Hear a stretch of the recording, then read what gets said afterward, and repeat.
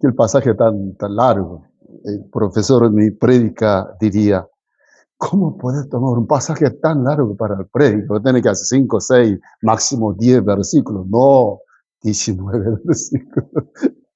Pero ya aprobé la materia, así que no hay problema.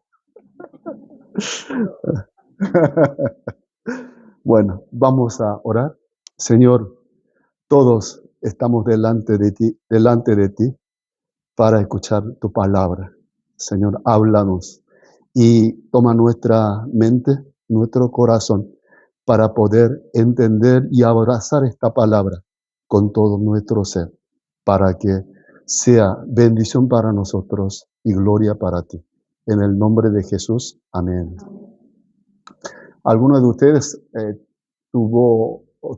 tuvieron oportunidad de visitar Teatro Colón? En mi colegio secundario habíamos ido en una visita educativa a Teatro Colón. Y como sabía que era un teatro importante a nivel mundial, con mucha expectativa, había ido. Y cuando entré allí, vi el escenario, era mucho más grande que yo había imaginado.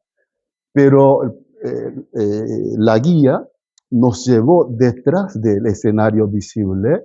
Allí atrás había un espacio aún más grande. Allí es donde la gente trabaja, prepara las cosas para que la ópera que sucede en el escenario pueda ser hecha sin problema.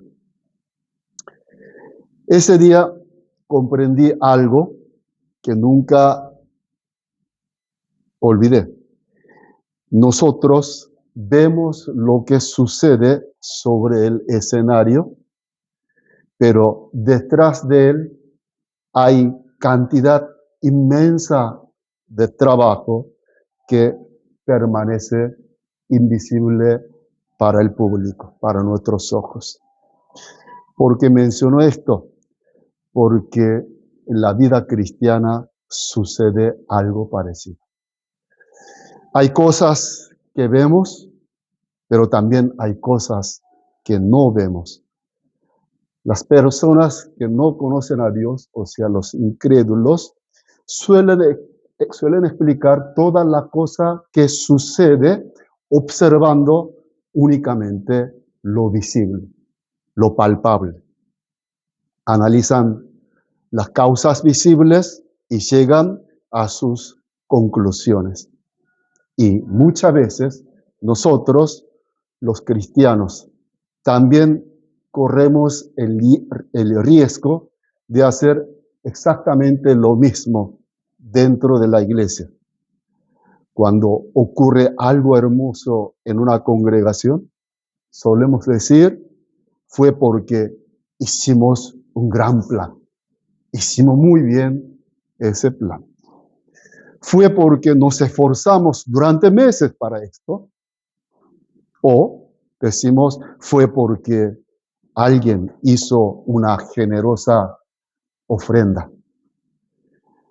O fue porque toda la iglesia se reunió para orar. Es la consecuencia de nuestra oración. Todo esto puede ser cierto, pero el problema surge cuando pensamos que allí termina toda la explicación. Lo mismo podría suceder en nuestra vida personal. Estoy donde estoy porque hice esto. O logré esto porque me esforcé de esta manera. Entonces, comenzamos a buscar todas las causas únicamente en los que podemos ver. ¿Y qué ocurre cuando hacemos esto? Poco a poco, Dios desaparece del escenario. Además, nuestra relación con Él corre el riesgo de convertirse en una especie de intercambio comercial. Pensamos, yo he servido, me he sacrificado, me he trabajado para Dios. Ahora le corresponde a Dios para recompensarme. Sin darnos cuenta, comenzamos a relacionarnos con Dios como si se tratara de un negocio. Por eso hoy nosotros escogimos este pasaje para pensar este problema, esta situación. Cuando leemos Génesis 22, supongo que la mayoría de ustedes ya sabían de esta historia, normalmente dirigimos toda nuestra atención ¿a dónde? A Abraham. Admiramos su obediencia, admiramos su fe y nos preguntamos cómo pudo estar dispuesto a ofrecer aún su propio hijo, ese único hijo que después de esperar tantos años obtuvo. En otras palabras, concentramos nuestra mirada en lo que sucede sobre el escenario. Pero hoy quisiera invitarlos a mirar detrás de este escenario, porque Génesis 22 no trata principalmente acerca de Abraham. Génesis 22 trata acerca del Dios fiel, que estaba obrando detrás de cada paso que Abraham dio. Sin embargo, no estoy diciendo que el sufrimiento de Abraham haya sido una ilusión. No lo fue. Fue absolutamente real.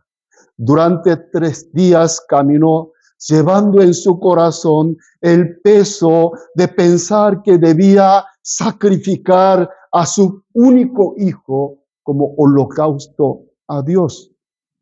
Podemos imaginar sus luchas, sus preguntas y su dolor. Pero el problema es cuando explicamos esta historia solamente a partir de lo visible. Ocurren porque Dios está obrando en el lugar que nuestros ojos no pueden ver. Y eso es precisamente lo que veremos hoy en Génesis 22. Mi oración es que mientras meditamos en este pasaje, que el Espíritu Santo abra nuestros ojos para contemplar al Dios que trabaja detrás del escenario. La Biblia llama a esto ver con los ojos del corazón. También lo describe como madurez espiritual o sabiduría. Ser sabio, ser sensato. Entonces, en primer lugar, Génesis 22 nos muestra que las pruebas que la prueba de Dios no tienen como propósito demostrar nuestra fe, sino revelar la fidelidad de Dios. Repito, las pruebas de Dios no es para demostrar a Dios nuestra fe, sino para revelarnos la fidelidad de Dios. ¿Ven? Que el sujeto, el protagonista, ya no es hombre, ya no es Abraham, sino Dios. El texto comienza diciendo que Dios puso a prueba a Abraham. Ahora bien, pensemos por un momento. Dios es omnisciente. ¿Están de acuerdo? Dios sabe de todo. Él conoce todas las cosas. Según el Salmo 139, conoce nuestros pensamientos aún antes de que lleguen a nuestra mente. ¡Wow! Ese es nuestro Dios. Entonces surge una pregunta. Si Dios ya sabía lo que Abraham haría, ¿por qué lo puso a prueba? La respuesta a esta pregunta es muy importante para nuestra vida espiritual. Esta prueba no era para que Dios descubriera algo acerca de Abraham, porque Dios ya sabe. Juan Calvino explicó muchas veces que Dios no prueba a sus hijos para descubrir lo que hay en sus corazones, sino para demostrárselo a ellos mismos, al que está recibiendo la prueba. Dios no estaba averiguando si Abraham tenía fe. Dios estaba permitiendo que Abraham experimentara cuán real era la obra de gracia de Dios, que Dios mismo había realizado en la vida de Abraham durante tantos años.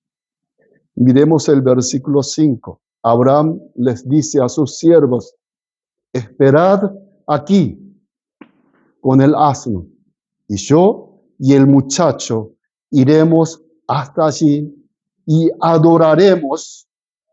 Después dice, y volveremos a vosotros, en plural. Noten esto. Abraham está subiendo al monte para ofrecer a Isaac en holocausto. Un holocausto implicaba la muerte de la víctima y su completa consumición sobre el altar. Si es así, solamente Abraham tenía que volver sin el hijo. Sin embargo, él dice, volveremos. ¿Cómo pudo decir eso? Hebreos 11, el Nuevo Testamento, nos da la respuesta. Dice así: pensando que Dios es poderoso para levantar aún de entre los muertos. Abraham estaba convencido de que Dios cumpliría su promesa de una manera a otra. Esa promesa de multiplicar sus descendientes a través de Isaac.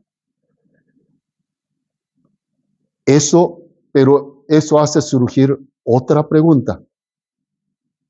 ¿Cómo llegó Abraham a tener una fe tan extraordinaria? La respuesta es sencilla, porque Dios había estado obrando desde que Él llamó a Abraham. Si Isaac ya era adolescente, como piensan muchos teólogos, habría sido casi 40 años desde que Dios llama a Abraham. Fue el Dios que lo llamó en Génesis 12, el que hizo pacto con él en Génesis 15, el Dios que cambió su nombre en Génesis 17, el Dios que le dio a Isaac en Génesis 21. Durante todo ese tiempo, Dios estuvo formando a Abraham. Por eso, la fe que vemos en Génesis 22 no es principalmente la obra de Abraham. Era la obra de Dios de Abraham. También observamos el relato en el pasaje de hoy. ¿Quién inicia la historia hoy? Dios. ¿Quién llama a Abraham? Dios. ¿Quién da orden? Dios. ¿Quién provee el carnero? Dios. ¿Quién detiene la prueba? Dios. ¿Quién reafirma el pacto de bendecir a Abraham, su descendiente? Dios. Abraham simplemente está respondiendo a lo que Dios está haciendo. Aquí, entonces, encontramos algo aún más profundo. Cuando leemos Génesis 22 por primera vez, pensamos que se trata de un padre dispuesto a entregar su hijo. Pero a medida que el relato avanza, Dios nos conduce a una pregunta mayor. Si Abraham estuvo dispuesto a entregar a su hijo, ¿qué hay del propio Dios? Y allí el texto apunta más allá de Abraham. Abraham finalmente no ofrece Isaac, porque Dios lo detuvo, pero Dios sí entregó su propio hijo. Por eso Génesis 22 no solamente nos muestra cuánto amaba Abraham a Dios, nos muestra sobre todo cuánto ama Dios a los pecadores, a nosotros. La historia de Abraham apunta hacia la cruz, apunta hacia Jesucristo. Y así como Dios formó a Abraham durante años, durante décadas, también está obrando hoy en nosotros. Cuando llegan las pruebas, no son principalmente escenarios para que exhibamos nuestra fe. Son momentos en los que Dios revela la obra que ha venido realizando en nosotros por medio de su gracia. Son momentos en los que revela su fidelidad. Momentos en los que muestra que sigue siendo el Dios que cumple sus promesas.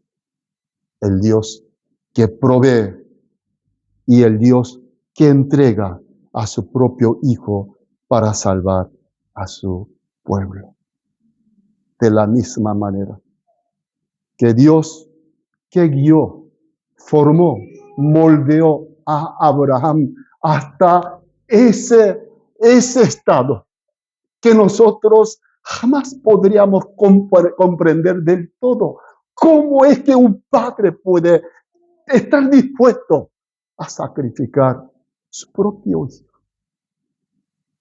Dios está obrando de la misma manera, moldeando cada uno de nosotros. Ese nosotros que demasiadas veces, en vez de dirigir hacia el Señor, nos inclinamos hacia el mundo. Muchas veces, aunque hemos experimentado ese amor de Dios tan inmenso, ese amor de Dios indescriptible, después de haber experimentado en esa bendición del Señor, seguimos, nos caemos por la tentación. Pero el Señor que moldeó a Abraham va a seguir moldeando a nosotros, porque nuestro Dios es fiel, porque nuestro Dios cumple su promesa. El que comenzó la buena obra completará hasta día del Señor. Ese es nuestro Dios que nosotros adoramos.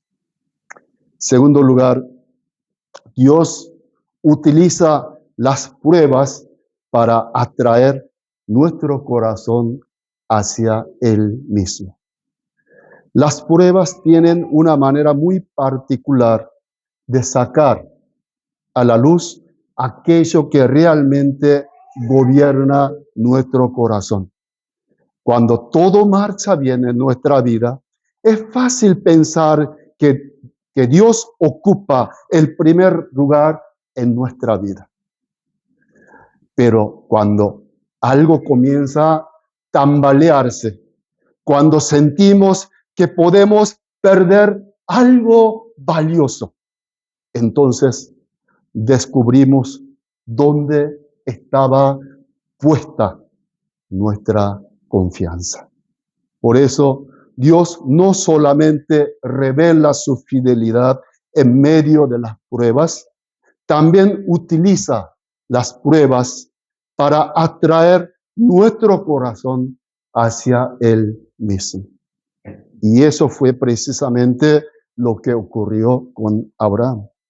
Llegamos ahora al momento culminante del relato. Isaac está atado y está sobre el altar. Abraham ya ha levantado el cuchillo. Todo parece indicar que el sacrificio es inminente. Y justamente en ese instante Dios interviene. El ángel del Señor clama desde el cielo: no extiendas tu mano sobre el muchacho, ni le haga nada. Este detalle es fundamental. Desde el principio, Dios nunca tuvo la intención de quitarle a Isaac. Dios no quería destruir a ese hijo. Dios no quería arrebatarle su bendición. Lo que Dios deseaba era algo mucho más profundo. Quería atraer el corazón de Abraham más cerca de él. Pensemos, ¿quién era Isaac para Abraham? Era el hijo esperado durante décadas. Era el hijo de la promesa. Era su alegría, su esperanza, su futuro. Mi hija tuvo su hijo después de esperar 10 años. Mi yerno tuvo que esperar 10 años para tener el hijo. Y como decíamos con mi esposa, nosotros ya estamos para ser abuelos y no me hacen abuelo, no nos hacen abuelo. Pero después de 10 años, al final, el Señor le dio al hijo.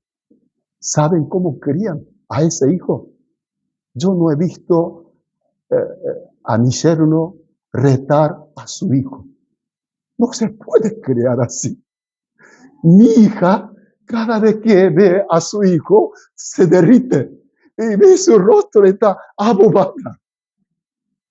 Si es así, este hijo de Abraham, que tuvo cuando tenía 100 años, él ya había perdido la esperanza, pero Dios llama a los 75 años y da promesa de tener hijo. Y 25 años tuvo que esperar. Al final, llegó el hijo. Aquí está un problema para nosotros. El corazón humano tiene una tendencia peligrosa. Con frecuencia amamos más los dones de Dios que al Dios que concede esos dones. Amamos las bendiciones más que al dador de esas bendiciones. Amamos el ministerio más que al Señor del ministerio. Amamos la familia más que aquel que nos la regaló. Por eso, detrás de esta prueba, Dios está haciendo una pregunta. Abraham, ¿Qué es lo que más amas? ¿Dónde está tu esperanza definitiva? Dios ya conocía la respuesta, no necesitaba información. Lo que estaba haciendo era formar a Abraham para que fuera cada vez más centrado en Dios. Por eso declara, ahora sé que temes a Dios. El temor a Dios, el temor de Dios no significa terror, significa reconocer que Dios es el tesoro supremo. Significa valorar a Dios por encima de todas las cosas. Significa que Él ocupa el centro de nuestra vida. Dios quería ser más grande que Isaac en el corazón de Abraham. Y mediante esta prueba estaba moviendo la mirada de Abraham desde Isaac hasta Dios mismo. Queridos hermanos, Dios sigue obrando de la misma manera en nuestras vidas. A veces permite que se sacudan nuestros planes. A veces se tambalean nuestras seguridades. A veces aquello en lo que confiábamos deja de sostenernos. Pero Dios no hace esto para destruirnos. Lo hace para enseñarnos que nuestro verdadero tesoro es Él. Muchas veces nos aferramos a los regalos de Dios, pero Dios quiere llevarnos más allá de los regalos, hacia el dador. Quiere que lo amemos más a Él que a cualquier bendición que podamos recibir. Porque nuestra esperanza final no descansa en las cosas que Dios nos da. Nuestra esperanza descansa en el Dios que nos amó hasta entregar a su propio Hijo por nosotros. El tercer punto, el último punto. Las pruebas nos permiten descubrir que detrás del escenario Dios ya estaba obrando. Si el primer propósito de la prueba es revelar la fidelidad de Dios y el segundo es dirigir nuestro corazón hacia Él, el tercero nos permite ver algo que normalmente permanece oculto. Recordemos la imagen del Teatro Colón. Mientras el público observa lo que sucede sobre el escenario, detrás de ese escenario hay personas trabajando, preparando, organizando todo lo necesario para que la obra continúe. Algo parecido ocurre en las pruebas. Nosotros vemos el escenario, es decir, la incertidumbre, el dolor, las preguntas y los conflictos. Pero detrás de ese escenario, Dios ya está obrando. Dios ya está preparando. Dios ya está proveyendo. Y eso es exactamente lo que Abraham descubrirá en el monte Moria. El versículo 13 nos dice que Abraham levantó sus ojos y vio carnero atrapado en el zarzal. Y aquí encontramos otra verdad maravillosa. El carnero no apareció en ese momento, ya estaba allí. Abraham simplemente no lo había visto.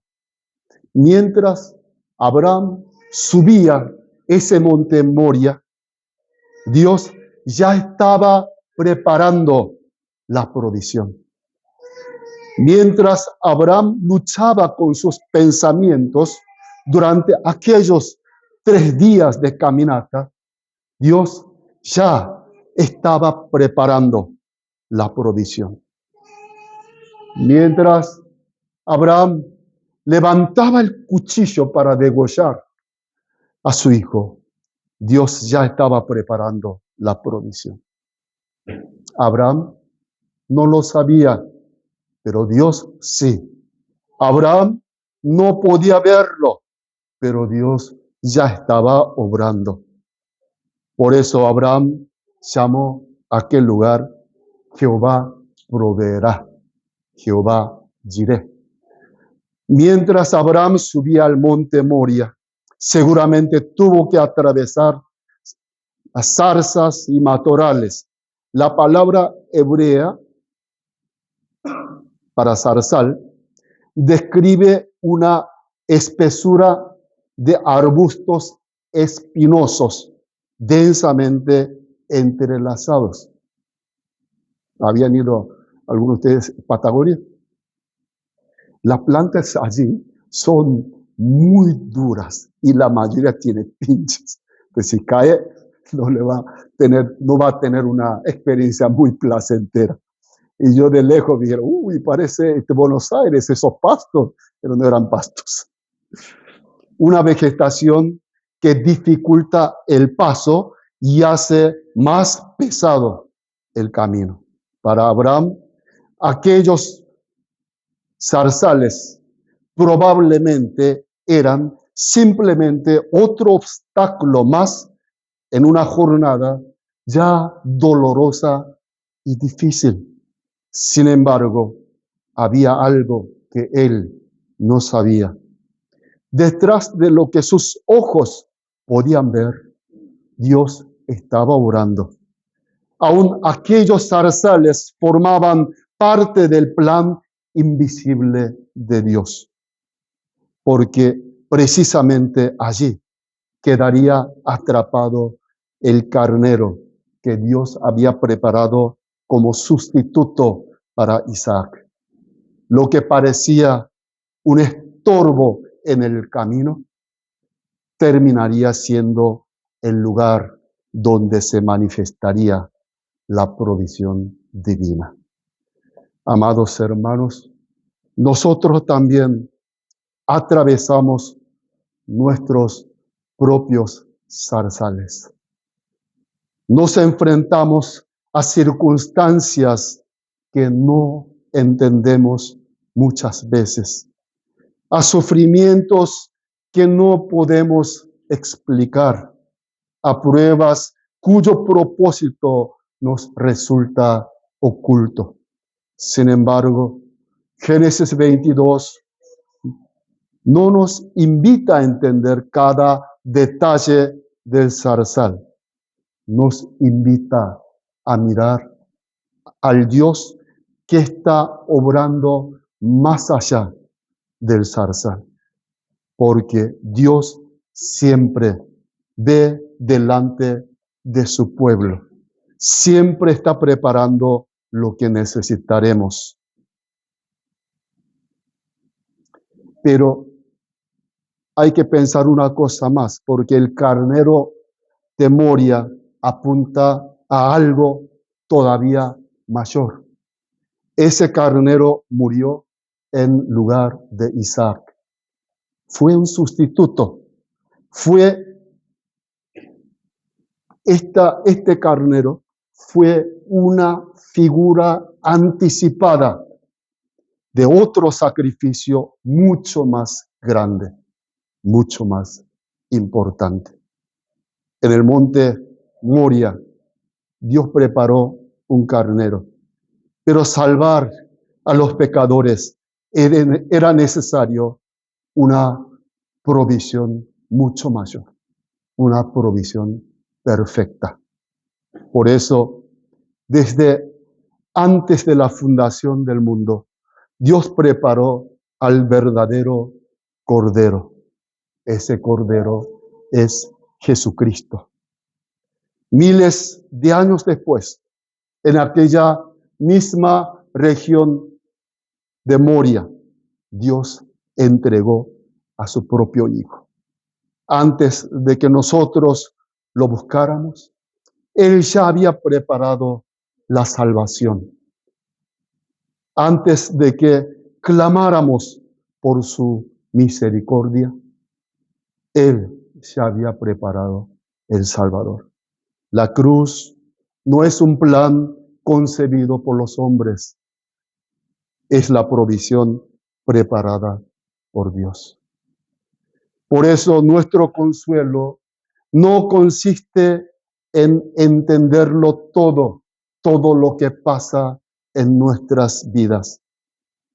Nuestro consuelo consiste en saber que Dios ya está obrando, aun cuando no podemos verlo, aun cuando no podemos entenderlo todo. El centro de Génesis 22 no es la capacidad de Abraham para comprender. El centro es Jehová, Jehová Jireh, el Dios que provee, el Dios que prepara, el Dios que ya había preparado a Cristo para la salvación de todos nosotros. Vamos a concluir. Hermanos, al llegar al final de Génesis 22, descubrimos algo sorprendente.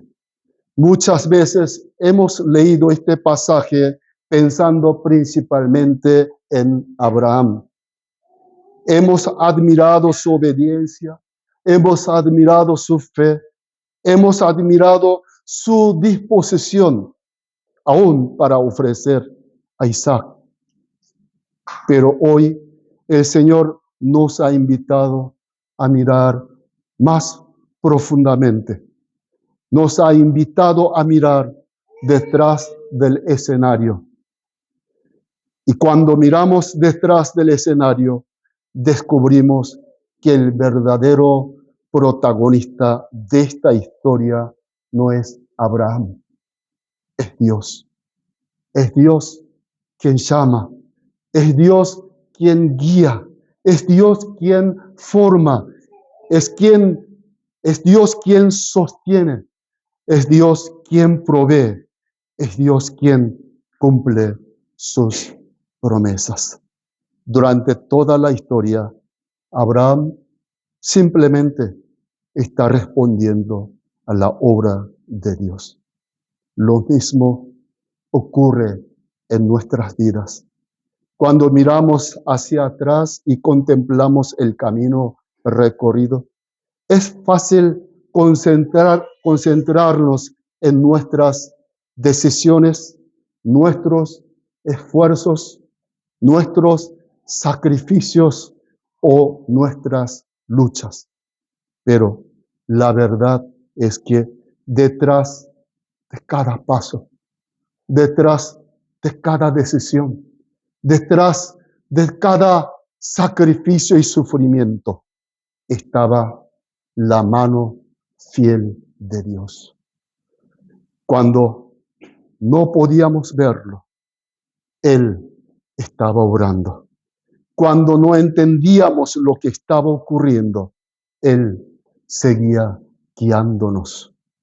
Cuando pensábamos que todo estaba perdido, Él ya había preparado la provisión. Quizás algunos de ustedes están atravesando hoy su propio monte Moria. Quizás están caminando por un camino que no comprenden. Quizás están enfrentando una prueba que parece demasiado pesada. Quizás están preguntándose, ¿qué está haciendo Dios? Si ese es su caso, Génesis 22 les recuerda una verdad preciosa. No caminan solos. El Dios que fue delante de Abraham sigue yendo delante de ustedes. El Dios que preparó a Carnero sigue preparando lo necesario para ustedes. El Dios que cumplió sus promesas a Abraham sigue siendo fiel hoy con ustedes.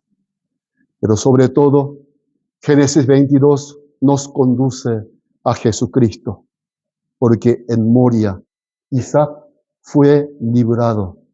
Sin embargo, cuando llegó el momento de nuestra salvación, el Padre no libró a su propio Hijo.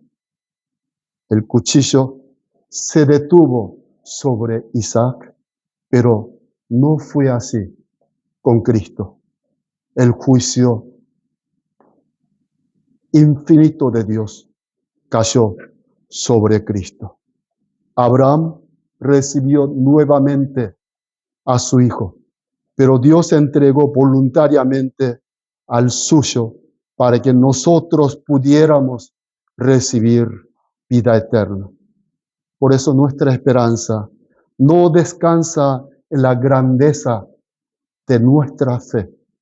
Nuestra esperanza descansa en la fidelidad inescrutable de nuestro Dios.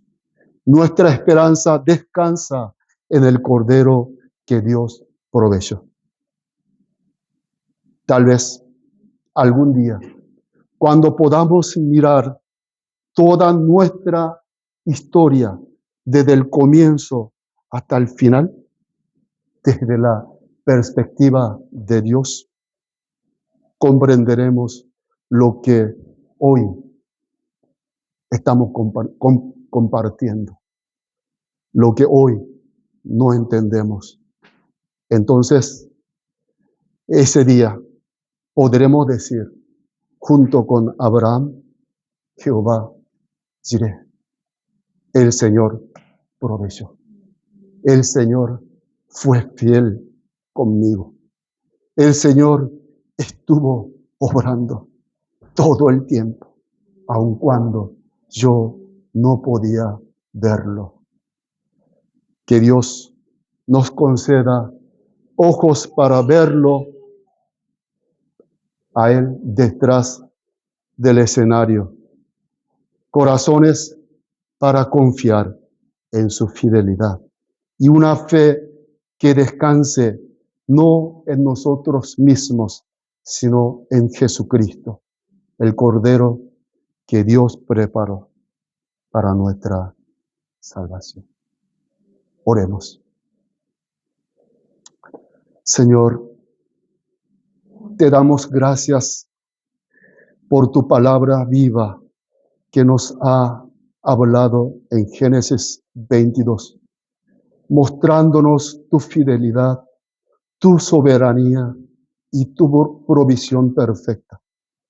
Ayúdanos para que podamos descansar en la certeza de que tú proveerás aún antes de que veamos la solución y que nuestra fe sea fortalecida al contemplar a aquel que entregaste por nosotros, tu propio Hijo amado. En el nombre de Jesús. Amén. Amén. Sí. Anita, en otro momento. Vamos a poner de pie, vamos a lanzar Victoria más chiquito, recordando el mensaje de hoy, ¿no? En cada capítulo de la Biblia dice soteado, ¿no? Soteado. Está cantando, orando,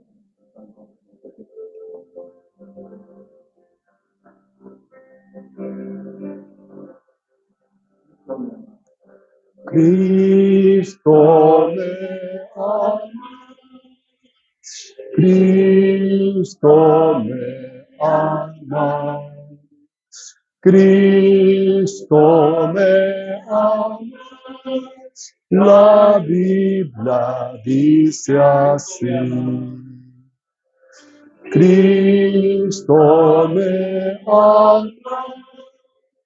Cristo me ama.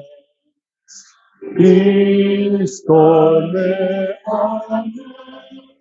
La Biblia dice así.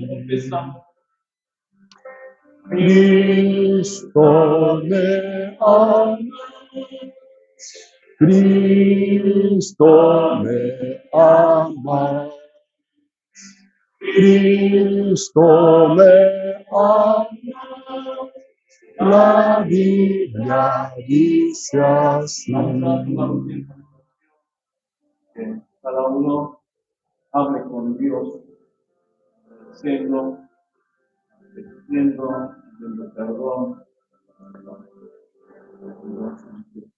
Vamos a orar.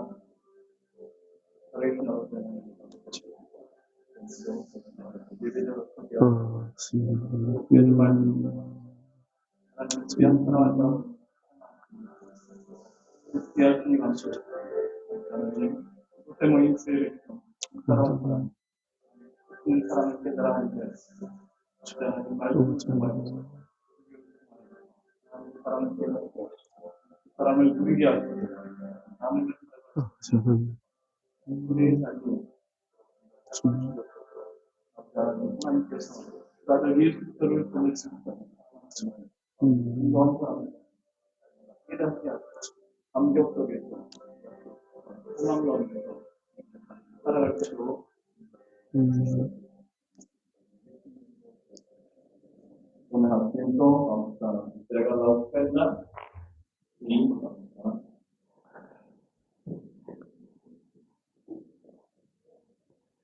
puede estar